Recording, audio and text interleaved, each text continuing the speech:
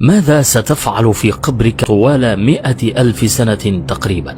ألقى الدكتور مصطفى محمود هذا التساؤل في إحدى كتاباته، ورد عن هذا التساؤل بقوله: سأعطيكم طريقة نفعت معي كثيرا، وأصبحت أركز في عبادتي أكثر.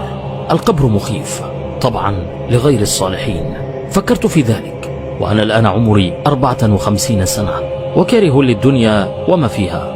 طيب ماذا سأعمل عندما أسكن بالقبر 100,000 سنة وحدي؟ عمرك تخيلت؟ لذلك بدأت أعمل كالتالي: أنا سأموت وعندي قبر فارغ أسود مظلم تماما. هذا القبر إذن بحاجة للأثاث، فصرت أتخيل كل استغفار أستغفره وكأني أرسله إلى قبري ينتظرني هناك لكي يؤنس وحدتي. والله لا أمزح، بدأت بعملية أثاث كامل. زاوية القبر هذه أملأها بالآلاف من التسبيحات.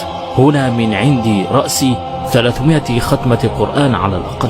كل ركعة أركعها أتخيل أني أضعها رصيدا بالقبر. الكل سيتركني ويعود إلى البيت، سأظل وحدي قد يكون 1,000,000 سنة. إذن بحاجة لأنوار وغابات، وبحاجة أن يكون قبري فعلا جنة.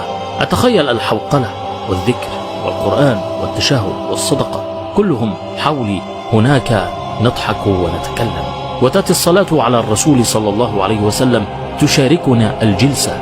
حياة ما بعدها حياة. أليس أفضل من أني أنزل هناك أجد غيبة نميمة، وأجد كل أعمالي كانت لمطالب الدنيا ولا شيء لوجه الله، ولا ينتظرني إلا الهم والعذاب والضرب والسواد والحساب الشديد؟ نصيحتي لكم من اليوم: اجعل قبرك بنك، ضع فيه رصيدا، اعتني بعبادتك جيدا.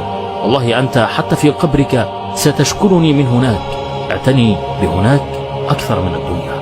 الآن أنت بين أهلك، تأكل وتشرب وتنام، وعندك كل مطالبك، ومع هذا نكره حتى حالنا، فما بالك تحت الأرض؟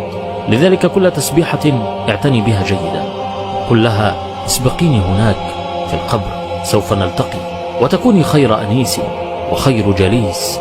فاللهم ارزقنا حسن الخاتمة.